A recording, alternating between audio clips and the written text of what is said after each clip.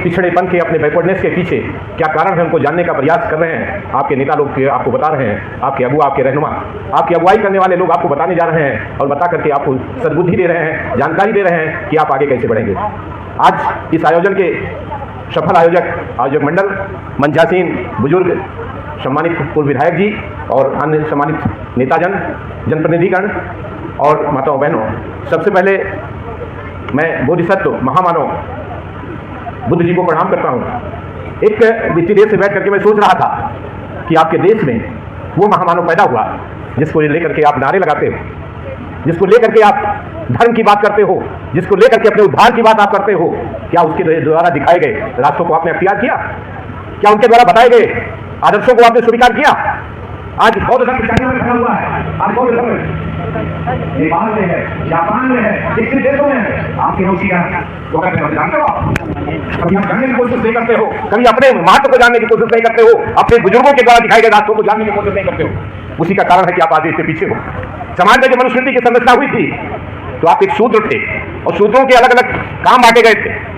उसी शूद्र के तहत आप भी थे, आपको भी एक काम मिला था। हर जात के लोगों को एक काम दिया गया था, समाज को नियंत्रित करने के लिए या समाज को दबाने के लिए, जो भी आप समझ लीजिए।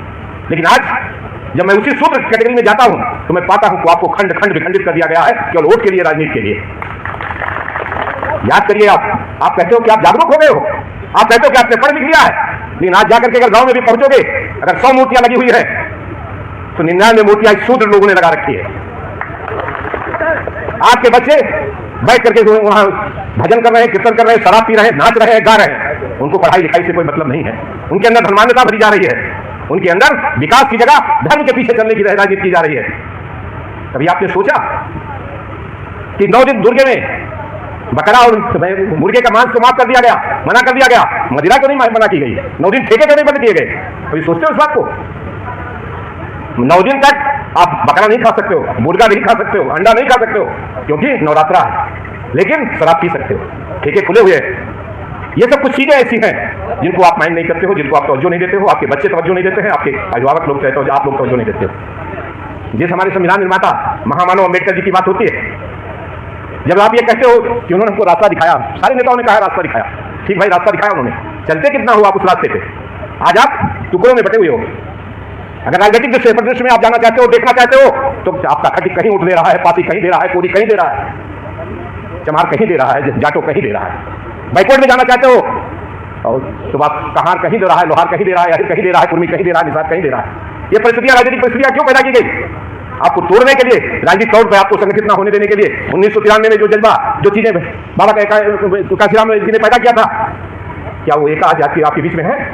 उस एका को 1995 में तोड़ करके और आज स्थिति ऐसी पैदा कर दी गई है कि आप खंड खंड विखंडित हो। अगर आप ये कहते हो कि हम सत्ता हासिल करने जा रहे हैं, मैं बड़े दावे से कह सकता हूं कि आपको सत्ता कभी नहीं मिलने वाली है जब तक आप खंड खंड बटे रहोगे।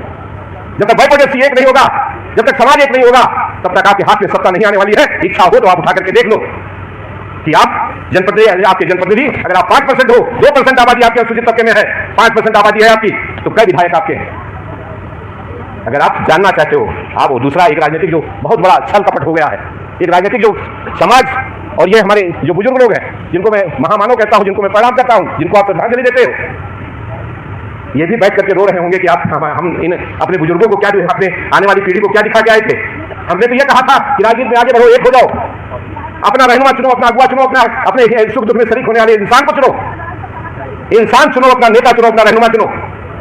ये इन्होंने कहा था, आपका हित है, अपना हितैषी चुनो, आपके हित में, आपके सुख दुख में शरीक होने वाले इंसान को नेता बनाओ। लेकिन आप क्या करते हो बाबू?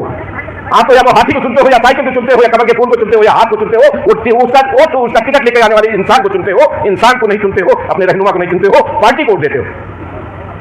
आप बट गए हो पार्टियों में, आपकी कोई राजनीतिक सोच नहीं बची है, आपकी कोई जातीय सोच नहीं बची है, आपकी एका की सोच नहीं बची है। यही मिल्कीपुर की धरती है जहां बाबूजी राजनीति किया करते थे, उनको बल देने का काम आपने किया। उन्होंने इस मिल्कीपुर की धरती की पहचान भारत में बनाई थी। और आज जो आपके पास टिकट लेकर के आ रहे हैं, उनके चारित्रिक मानसिक विकास को देखिएगा, उनकी चारित्रिक मानसिक हैसियत को देखिएगा, तो आपको यह पता लग जाएगा किस श्रेष्ठ के, किस मानसिकता के लोग हैं। बाबूजी साइकिल से राजनीति क्या करते थे, आपकी रहनुमाई क्या करते थे? गरीब और अमीर के बीच में जो खाई थी, शोषक और शोषित के बीच में जो दूरी थी, उसको खत्म करने के लिए, उस पर संघर्ष करने का काम किया उन्होंने। लेकिन आज हालात दूसरे हो गए। आपके बीच में जो चुनाव लड़ने के लिए आ रहे हैं वो सब करोड़पति अरबपति हैं, वो आपके रहनुमा नहीं हो सकते। और एक वर्चस्व की राजनीति चल रही है, पार्टी का वर्चस्व है। वहां बैठा हुआ मुखिया उसी आदमी को टिकट देगा जिसका वर्चस्व, जिसकी पकड़ है, जिसकी आर्थिक शक्ति मजबूत है। आपकी भी मजबूरियां हैं, मैं जानता हूं आपके पास कोई विकल्प नहीं है, लेकिन जो बिगड़े हुए हालात हैं, जो बिगड़ी हुई सोच है, जो बिगड़ी हुई राजनीति है, जो सत्यानाश की तरफ जाते हुए हमारे क्या कहते हैं सिद्धांत हैं, उनकी बात मैं कर रहा हूं। मैं बड़े दावे से कह रहा हूं, चाहे जितने सम्मेलन आप कर लो, चाहे जितनी मीटिंग्स बुला लो, लेकिन जिस दिन वोट पड़ेगा उस दिन एक बहाव के तले वोट चलेगा। वो वोट के चाहे किसी के सापेक्ष हो, चाहे सपा के सापेक्ष हो, चाहे बसपा के सापेक्ष हो, चाहे भाजपा के सापेक्ष हो, चाहे कांग्रेस के सापेक्ष, एक बहाव से बनेगा, उसी में आप बह जाओगे। दूसरा जो सबसे बड़ा राजनीतिक दोष हमारे अंदर आ गया है, जातीय द्वेष तो है ही अपनी जगह, लेकिन जो दूसरा सबसे बड़ा आ गया है आर्थिक शक्ति की पकड़। उसमें क्या क्या नहीं चलता।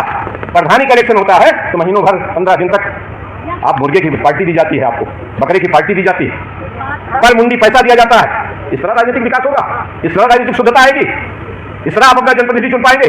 गांव में 3 घरों वाले लोग गांव के प्रधान होते हैं इसी आर्थिक शक्ति के बलबूते पर, इसी आपके खाने खिलाने के बलबूते पर। जिनके पास 50 वोट नहीं है वो गांव का प्रधान है, जिसके पास 500 वोट है वो गांव का प्रधान नहीं हो सकता। ये सब क्या है? 76 साल हो गए, 77 साल हो गए, जिस संविधान की आप बात कर रहे हो, इसी संविधान ने आपको सामाजिक समरसता, राजनीतिक एकता की बात कही थी। राजनीतिक तौर पे आपको मजबूत करने के लिए ये संविधान रचा गया था, कमजोरों को ताकत देने के लिए संविधान रचा गया था। बाबा साहब ने इसी मकसद से संविधान को रचा था। लेकिन आज आप क्या कर रहे हो? मैं तो कहता हूं कि हमारा पहले बुजुर्ग जो था वो ज्यादा बेहतर था। हमारी जो पहले की महिलाएं थी वो ज्यादा अच्छी थी। एक तो पीपल का पेड़ हुआ करता, उसको चबूतरा लगता था, जाती थी, गुड़ पानी चढ़ा के चली आती थी। आज क्या कर रहे हो आप? कांवड़ ढो रहे हो। आज क्या कर रहे हो? एक गांव में, मैं अभी एक गांव में गया, मैंने देखा कि 5 मूर्तियां लगी और 5 मूर्ति में 5 एक ही बिरादरी के लोग होंगे। अगर गांव एक ही बिरादरी का है तो 5 खंड हो गए हैं। वहां दुर्गा मूर्ति के नाम पर भी आपसी एका टूट चुकी है। अगर वह दुर्गा मूर्ति लगाया है तो वह उनके यहाँ न गई है, उनके यहाँ लग गया तो उनके यहाँ न गई है, उनके यहाँ न गई है। 5 खंड हो गया गांव में। किस नाम पे? धर्म के नाम पे, माँ के नाम पे, माँ दुर्गा के नाम पे। ये सब क्या हो रहा है समाज में? और जब विसर्जन होता है, हमने तो प्रशासनिक तौर पर भी देखा है, जब विसर्जन होता है तो सबसे ज्यादा शराब पी करके लड़के जाते हैं, विसर्जन कराते हैं, वहां 2-4 घटनाएं जरूर घटती है डूबने की। यह है धर्म का असली रूप, बिगड़ता हुआ रूप, जो आज प्रैक्टिकल है आप जिसको देख रहे हो। अभी आप जाएंगे गांव में, गली गली में ठेके खोल दिए गए हैं, उसके पीछे एक मनसा है। इसका सबसे ज्यादा पान कौन करता है? हम आप करते हैं। इससे आपकी आर्थिक शक्ति क्षीण हो रही है, आपकी शारीरिक शक्ति क्षीण हो रही है, आपकी मानसिक शक्ति से क्षीण हो रही है। आपको सोच नहीं पा रहे हो, शराब पीते हो तो आप केवल शराब पीते हो, आपकी आर्थिक, मानसिक, सामाजिक, राजनीतिक सारी शक्तियां क्षीण हो जाती हैं। आपको उलझाया जा रहा है शराब पिला करके और मूर्तियां लगा करके, लेकिन आप इसमें उलझे हुए हो, सुधर नहीं सकते हो। बड़े दावे से कह रहा हूं, कभी नहीं सुधर सकते हो। अगर आप एक दिन जाकर के बैठिएगा और घूम लीजिएगा 100 मूर्तियां, 50 मूर्तियां 50 गांव में, और जरा देख लीजिएगा कि उन मूर्तियों को लगाने वाला कौन है, कौन लोग हैं जो असली पूजक हैं। और जब मूर्तियां लगती हैं, जब त्योहार आते हैं, आप कहते हो त्योहार आपके सामाजिक सम्मेलन के साधन है। मैं नहीं मानता इसको। मैं तो ये मानता हूं कि वो हमारे आर्थिक शोषण के साधन है। अभी नवरात्रा चल रहा है, इसके बाद आ जाएगा धनतेरस, उसमें आपको सामान खरीदना है, इसमें पूजा करनी है और उसमें सामान खरीदना है। फिर आ जाएगी दीपावली, उसमें आपको दिया जलाना है, अपना पैसा खर्च करना है। कौन सा ऐसा त्योहार है जो आपका आर्थिक शोषण नहीं करता? सामाजिक सम्मेलन की बात अलग थी, लेकिन आज की तारीख में उसका सीधा मैं जो पाता हूं तो मैं ये पाता हूं कि कहीं ना कहीं उससे आपका आर्थिक दोहन हो रहा। आप अपना विकास ही नहीं कर पा रहे हैं। मैं एक नजीर देता हूं, कहना नहीं चाहिए, आप लोग बुरा मानोगे इस बात को, लेकिन लोग मेला करते हैं, गए जगन्नाथ जाते हैं। 2 महीना पहले, 4 महीना पहले भैया बाबू जी बूढ़ों को जाएगा, हमें वहाँ दादा का जाएगा है, गए जगन्नाथ तैयारी करते हैं। उसके बाद उनको जो भी लगता होगा खर्च मत उसको लेकर के जगन्नाथ भेजते हैं। वहां से लौट करके वो आते हैं, उसके बाद तैयारी शुरू हो जाती है मेला करने की, बिरादरी के मेला करने की।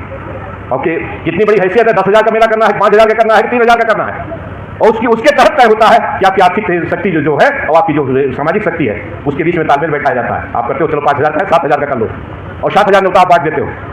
जब वो खर्चा निकल के आता है तो 10 लाख का खर्चा निकल के आता है। एक मेले में, एक आपके उसमें दर्शन में 10 लाख का खर्चा निकल के आता है। और वो जो खर्चा जाता है किसके खाते में जाता है? जहां से तेल खरीदते हो, जहां से राशन खरीदते हो, उस बनिया के खाते में जाता है, व्यापारी के खाते में जाता है।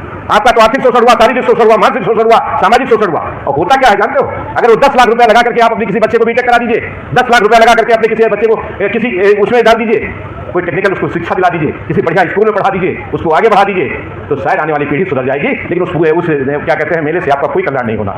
लेकिन ये सब सिद्धांत क्यों बनाए गए? आपके शोषण के लिए बनाए गए, कि आप उससे आगे ना बढ़ सको। ये जितनी व्यवस्थाएं हैं, चाहे वो न्यायिक व्यवस्था हो, चाहे वो प्रशासनिक व्यवस्था हो, चाहे वो राजनीतिक व्यवस्था हो, लेकिन हमारे बाबा साहब जो हमको लेके गए हैं उसका हम पालन नहीं कर पा रहे। उन्होंने जो रास्ता दिखाया है उसको हम उसका अनुगमन नहीं कर पा रहे। हम तो आज भी बटे हुए हैं। उन्होंने कहा एक हो जाओ, उन्होंने उंगली दिखाई आपको कि आगे बढ़ो। उन्होंने कहा, उंगली दिखाने का समझते हो, उन्होंने कहा मंदिर मत जाओ, विद्यालय जाओ, स्कूल जाओ। लेकिन आप क्या करते हो? क्या उनके दिखाई हुई उंगली को आप पालन करते हो? नहीं करते। उनकी उंगली दिखाने का अर्थ क्या है? आगे बढ़ो। उनके उंगली दिखाने का मतलब है कि मंदिर मत जाओ, विद्यालय जाओ, शिक्षालय जाओ। क्या पालन कर रहे हो? तो साथियों, आप जिस भी तबके से, कमजोर तबके से जुड़े हुए लोग हों, मैं बड़े दावे से कह रहा हूं इस बात को कि आज भी वो जागरूकता, वो राजनीतिक ताकत, वो राजनीतिक एका, वो सामाजिक सामंजस्य, वो सामाजिक समरसता आप नहीं ला पाए हो जिसकी कल्पना बाबा साहब ने की, जिसके लिए उन्होंने संविधान रचा था।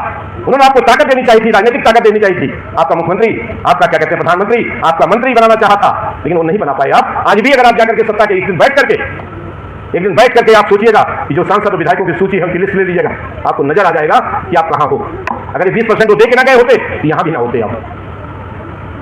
अगर 403 विधायकों में से 20% रिजर्वेशन ना होता, 80 विधायक आपके हैं। लेकिन ये भी जान लीजिए, आप बुरा मत मानिएगा, मैं बहुत स्पष्ट बोलता हूं, बहुत तीखा बोलता हूं। ये 80 विधायक जो आपके हिल करके गए हैं, इनके मुंह बंद है, ये गांधी जी के बंदर हैं। चाहे वो संसद में गए हो और चाहे यहां गए हो, आपकी आवाज नहीं उठती।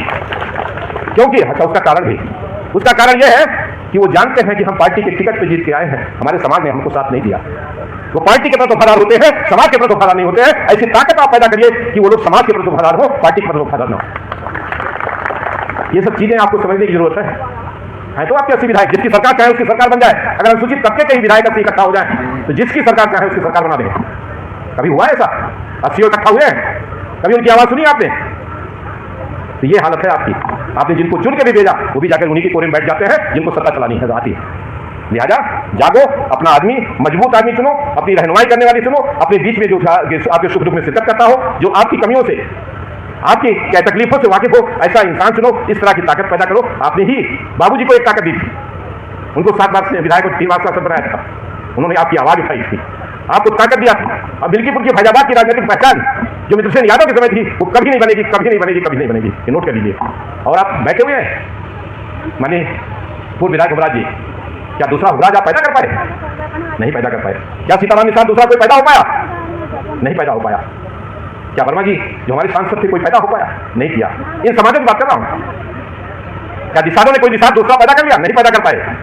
आपने कोई दूसरा कोई सी विधायक बना लिया? नहीं बना पाए। और देश को आजाद हुए 76 साल हो गया। आप अपनी एकता, जागरूकता और उसकी क्या कहते हैं राजनीतिक पकड़ की बात करते हैं। कहीं नहीं है आपके अंदर जागरूकता। आप खंड खंड विखंडित हैं, अपने स्वार्थों में बटे हुए हैं, अपने मतलब परस्ती के तहत वोट करते हैं, अपनी लालच के तहत वोट करते हैं, अपने हित के लिए नहीं करते, अपनी अगुवाई के लिए नहीं करते, अपनी रहनुमाई के लिए नहीं करते हैं। इसलिए आपको राजनीतिक तौर पर, सामाजिक तौर पर जागरूक होने की जरूरत है। मैं इस सम्मेलन के माध्यम से आपको यह कहता हूं कि आप सब लोग, सबसे बड़ी बात, शिक्षा के प्रति जागरूक हो जाओ, बच्चों के संस्कार आचरण के प्रति जागरूक हो जाओ, उनके व्यवहार के प्रति जागरूक हो जाओ, उनके खान पान के प्रति, आने वाली पीढ़ी के प्रति जागरूक हो जाओ। मैं बहुत बहुत धन्यवाद देता हूं। आपने बहुत सम्मान दिया, उस शालीनता से हम पूछना बहुत बहुत धन्यवाद।